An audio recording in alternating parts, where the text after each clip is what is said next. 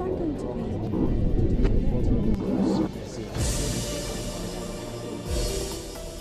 I'm Cyril Vanier in Doha. In one of the most thrilling matches of the Qatar World Cup, Croatia beat Japan on penalties to secure a place in the quarterfinals.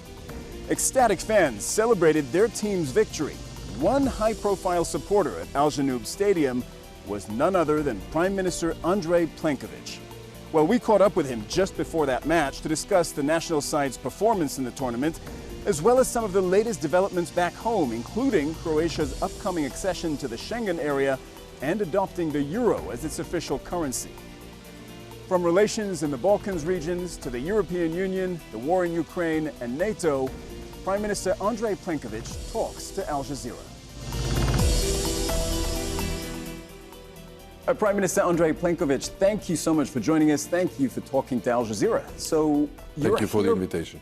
You're here briefly for the World Cup, of course, because Croatia are playing. Now, full disclosure, by the time this conversation airs, Croatia will have played against Japan. We'll know the result of the game, but as you and I speak, we don't know. So I don't know whether to congratulate you on a victory for the Vetreni that may or may not happen in a few hours, or whether you have a national tragedy on your hands.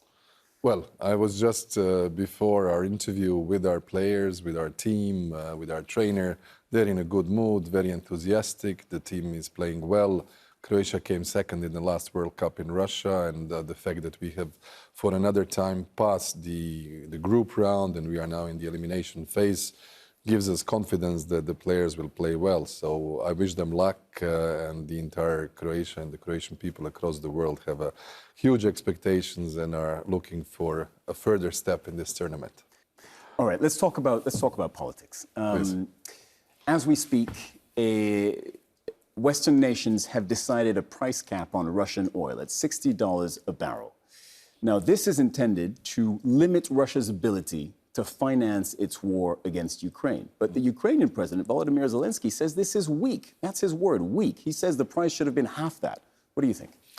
Well, first of all, I think that the entire international community has demonstrated tremendous, unprecedented solidarity and support to Ukraine. I, as a leader of the Croatian government, our parliament, the people, we were very clear on condemning Russian aggression against Ukraine, for extending full support to Ukraine, whether it was diplomatic, political, economic, technical, financial, humanitarian, military. And of course, the same did the international community. The number of, for instance, the European Union has passed, the number of restrictive measure packages of sanctions was also unprecedented in terms of volume, the scope. And I think this limitation to $60 was a wider effort, came from G7, came from the biggest players in the world. And I think it has, of course, done the control of the income for the Russian export of oil. And from that perspective, if you are the Ukrainian president, everything is too much. If you look at the needs of the world, I think it is a very, very serious price cap, which will have an impact. But the price cap was agreed on Friday. Again, as a reminder, it's $60 a barrel. And the market price of Russian oil on Friday, close of business on Friday, was $67 a barrel. In other words, the price cap was actually pretty close to what market rate already was. So there wasn't that much of a difference. So does it really limit Russia's ability to finance its war on Ukraine? Well, I think it will have an impact because we have seen over the past year how the prices went up. I mean, at the end of the day, what were the major ramifications for the rest of the world of Russia's aggressions against Ukraine? This was the energy crisis, the food crisis, the inflationary pressure. We all had to do on national level a number of interventions as governments in order to keep the prices of electricity under control, prices of gas, prices of gasoline, of super, of diesel, of all of the possible variants. Even my government, while I'm here in Qatar, had a telephone session lowering the prices of gasoline and diesel in Croatia. So I think all of us were doing the maximum efforts to limit it globally and then intervene nationally as much as we can, and also to basically limit and control the income that finances the war. That is the idea. As far as gas is concerned, that was oil. But as far as gas is concerned, European countries have tried very hard to limit their dependence on Russian gas. Croatia's actually, you could say, ahead of the game on this because you have made a gamble that is paying off on LNG, liquefied natural gas. Where are you now getting your gas from? Yeah, well, it was done during my first mandate. I'm now in the 7th year of my tenure as Croatia's Prime Minister, but I ended the sort of 40 years long debate of the Croatian energy community, whether we need or whether we don't need the LNG terminal. So we decided, yes, we need it. We got co-financing from the European Union. The rest was done by the Croatian government, and a small portion was paid by our gas company and our electro-energetic company. Now we have a terminal with 2.9 billion cubic meters on the island of Krk, making Croatia a regional energy hub. What I'm doing now is actually investing into the extension of the capacities of this LNG terminal to 6.1 BCMs, and that opens up the possibility for Bosnia and Herzegovina, for Slovenia, for Hungary, even for Austria. There is an interest from Austria and Germany to actually build up new pipelines and use the Croatia's island of Krk terminals for wider usage for this part of Europe of the LNG. The LNG gas has basically now been predominant in Croatia. It is, I think, over 70% now. But where is it coming from? Who's supplying it? Oh, from various countries. It's coming from everywhere. It's coming from Algeria, it's coming from Qatar, it's coming from the United States. The United States, your biggest supplier, if I'm not mistaken. Well, one of them. It's coming from everywhere. It's a market-based exercise. So our companies who are ordering the LNG ships, they look at the prices, which are the most convenient, and then they buy. Are you concerned, as one of the European countries that is looking for other suppliers, that you might be replacing over-reliance on Russian gas with over-reliance on another country? So far, it has been pretty diversified in terms of supply of gas. I don't think we are going from one dependency to another. Obviously, with the structure of the gas pipelines in Europe, it was normal that everybody was consuming Russian gas coming through Ukraine. But now what we have seen the data. It comes from Norway, it comes from Algeria, it comes from Qatar, it comes from Azerbaijan, it comes from the United States. So it's a very much diversified supply at this stage, not depending on one single source. Let's talk about the war in Ukraine. How do you see it ending? My feeling is that the major logical, legitimate position of the Ukrainian government is to work for the territorial integrity and the liberation of the occupied territories at the moment. This is what they're doing. I think they have been really heroic in terms of resistance. That's the European line, respectfully. But how do you see it actually ending? Well, it will end with some sort of a peace conference sooner or later. This is how negotiations? Negotiations, of course, but the point is to attain back the territory that is currently occupied. I think the conceding of the territorial concessions means basically the acknowledgement of the annihilation of the international law. Actually, I don't see the end of the actually military operations now. This is highly unlikely. What we have seen the advances of the Ukrainian forces in regaining the temporarily occupied territory, which was saluted by everyone.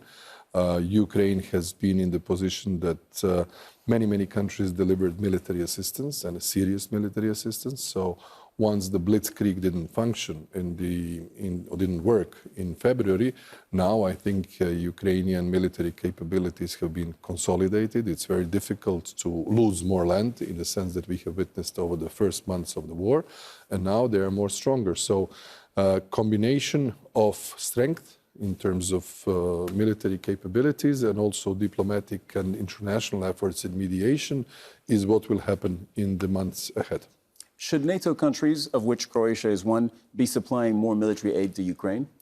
Well, I think everybody has been very consistent. We have passed at the government to the level several decisions in providing military assistance to Ukraine. But they want more?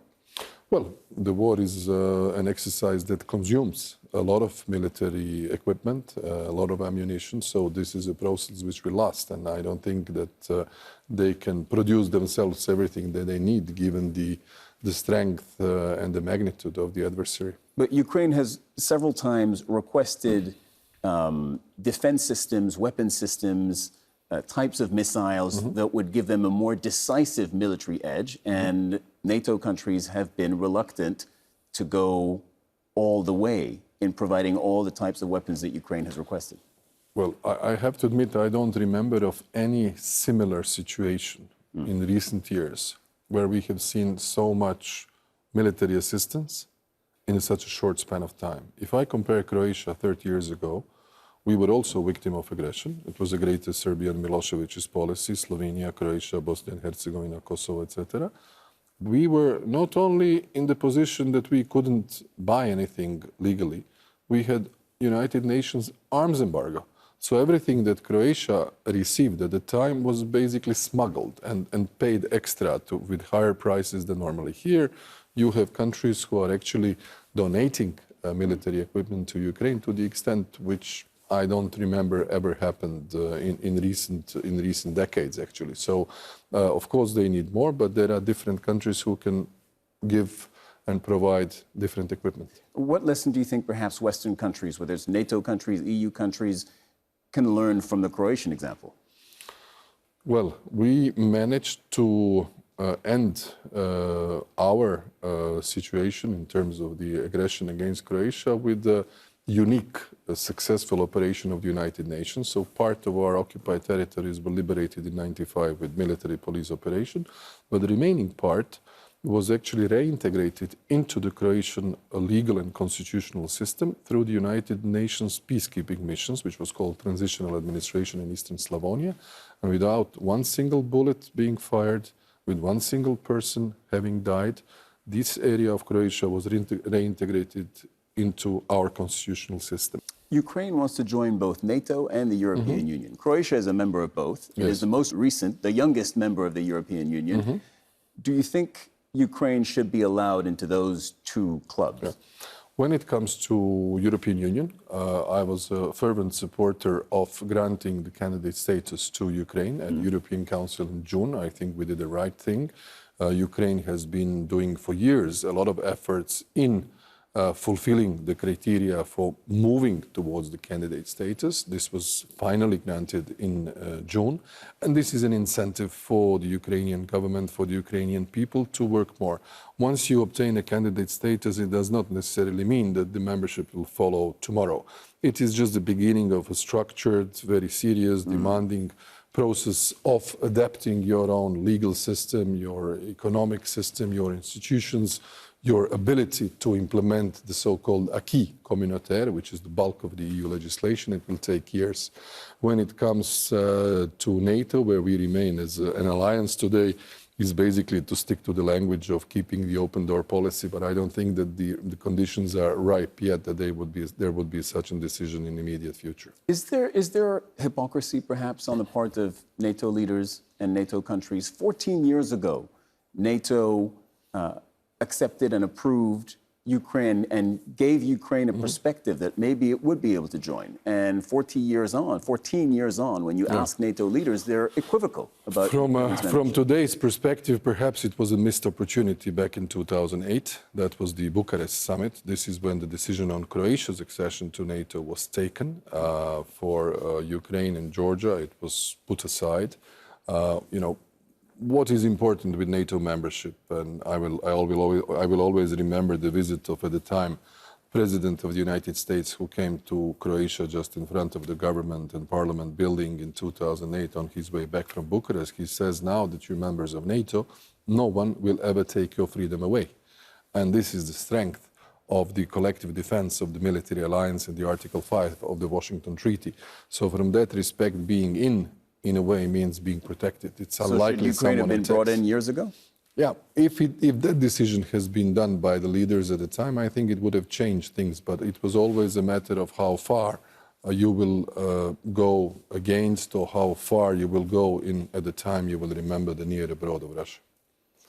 If I look at your neighbor, Serbia, Western European countries in particular are wary of the role that Serbia is playing in terms of its foreign policy, because it has not aligned its foreign policy with the European Union. It has not taken sides in the Russia-Ukraine war. And you have those Europeans who fear that Serbia could be something of a Trojan horse on the European continent for Russian interests. Your thoughts on that? Well, we have said many times, I have said it publicly and openly, I think for Serbia the moment is basically to choose. You can't sit on two chairs at the same time. We understand and know the historical links and connections and alliances that they have with Moscow. This is not a secret, and we can respect that.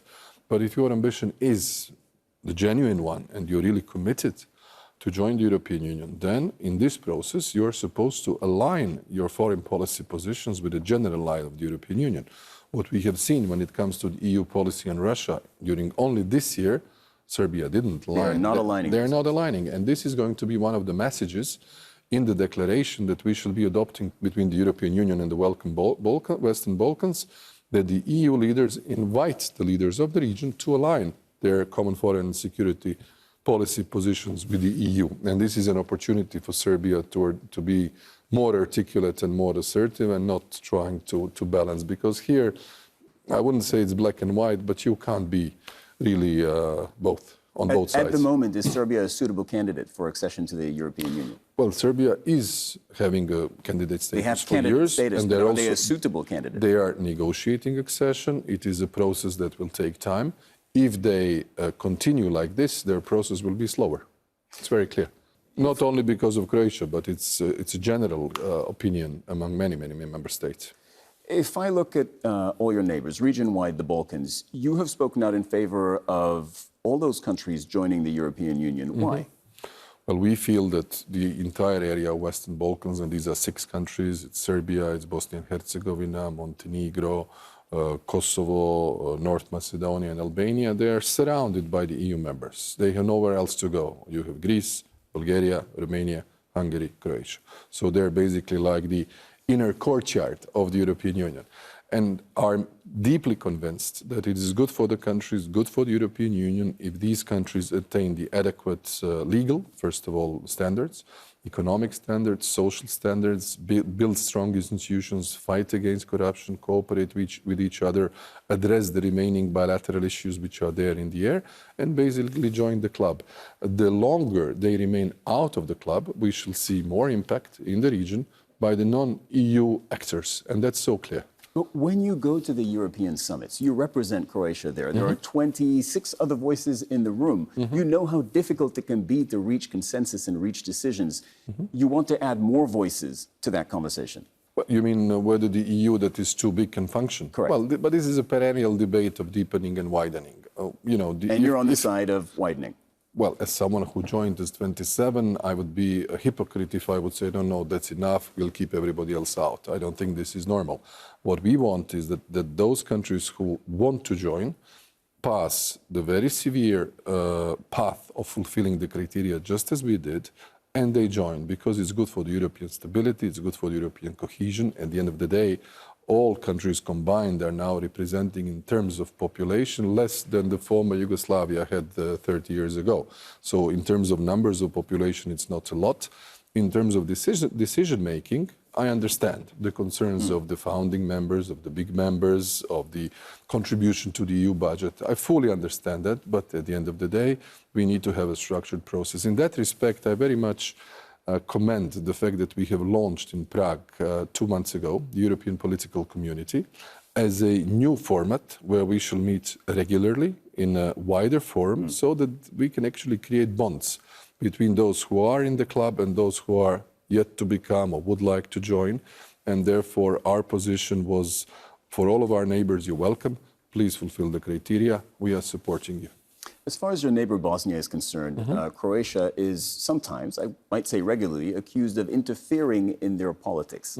Your reaction to that? Well, I wouldn't say that. I would say that Croatia and Bosnia and Herzegovina are 2 most substantially linked countries in the region. When you look at the map, you see that Croatia literally surrounds the northern border and, let's say, southern border of Bosnia and Herzegovina. Still, they're 2 separate countries, sovereign countries. Of course, they are 2. This is my first point. This is our strategically most important neighbor because of the Croats who live there. They are a constituent people. You know that Bosnia and Herzegovina is 1 country, 2 entities, 3 constituent peoples, Croats, Bosniaks and Serbs and others, of course. And we would like them to go as fast as they can, and we help them towards the European Union. I am suggesting that Bosnia and Herzegovina also be granted a candidate status, if possible already now at the European Council next week in Brussels. And we are not interfering. We are just fulfilling our constitutional task of taking care of the Croats who live in other countries. And where else should we be more active? You know, it's unlikely people will ask us to solve a problem in Southeast Asia. They will ask us what we think in our immediate neighborhood. Earlier this year, the Croatian president threatened to block the accession bid to NATO by Finland and Sweden if the electoral law in Bosnia wasn't changed. I mean, I think that qualifies as potentially interference? Yeah, but I think you are aware that my government and I personally was very much against that position of the president. And eventually what happened, the Croatian parliament ratified the accession treaty of Sweden to NATO, of Finland to NATO, with 125 and 124 votes in favor respectively, with I think only 3 MPs voting against. So the majority of the Croatian political body of political parties was very much in favor. I don't think that the blackmailing of that nature can do any good. I think we did, from a principal point of view, a helping hand to Finland and Sweden because they felt unsecure after the decades of neutral policy of both countries, now with what they have seen in Ukraine, which is their wider neighborhood. Plus, we have managed that in Bosnia and Herzegovina, the High Representative, Mr. Schmidt, has passed, using his bond powers, some modifications of the Constitution of the Federation of Bosnia and Herzegovina and electoral law, which has, in a way, saved and strengthened the position of the Croats. So, with diplomatic and political work that we did as a government, we attained our objectives without stopping or blackmailing anyone. So, let's say that we were making the right choices in that respect. Croatia is joining the euro in January. Indeed. Something towards which you have worked very hard personally. Do you still want the euro? Of course. When I became the Prime Minister, and that was back in 2016, I said, okay, we've been in the EU at the time for 3 years. Now it's the moment to start the hard work to enter into 2 deeper EU integrations. One was the Eurozone, the other one was the Schengen area. So we worked hard. We made a national strategy to adopt the euro, to change the Croatian kuna into euro, fulfilled all the criteria. We joined the exchange rate mechanism too and the banking union back in 2020 in July. We had a follow-up action plan, which we also delivered. Commission was very good in terms of our assessment. Eurogroup was good. Bringing the euro to Croatia is going to mean, in a most simple things, two elements. One, Croatia will be better protected in the context of the global crisis and less exposed than we would have been if we were outside of the euro. So we are, by the way, a very much euroized country. Most of our savings, most of our credits, most of our tourists, most of our trade exchange is already happening with the euro states. So it's going to be a relatively easy transition. The little bit delicate is the fact that this is happening in the times of the crisis caused by the Russia's aggression against Ukraine and the inflationary pressures. But nonetheless, we are managing well. The other deeper integration is Schengen, and we expect the decision this Thursday, which is the free movement, and thus Croatia becoming 20th member of the euro and the 23rd member of Schengen area for us is being fully with 2 legs strong in the core of the European process. For me, it's a great achievement as a Prime Minister in the middle of my 2nd mandate. Enjoying the full benefit package of the European Union. Indeed. One last thing before I let you go. Back to football, if you will, just for a second. Football. Back to football. If Croatia, let's just take Croatia out of the equation, who do you see going all the way? Well, I'll take Croatia out of the equation for a second. Otherwise, I know the answer. I can't. Honestly, I can't. Okay, all right. You're sitting on the fence on that one. Thank you. Prime Minister Andrej Plenkovic, thank you so much. Thank you very much. Jazeera. Thank you. It was a pleasure. Thank you very much. Thank you very much.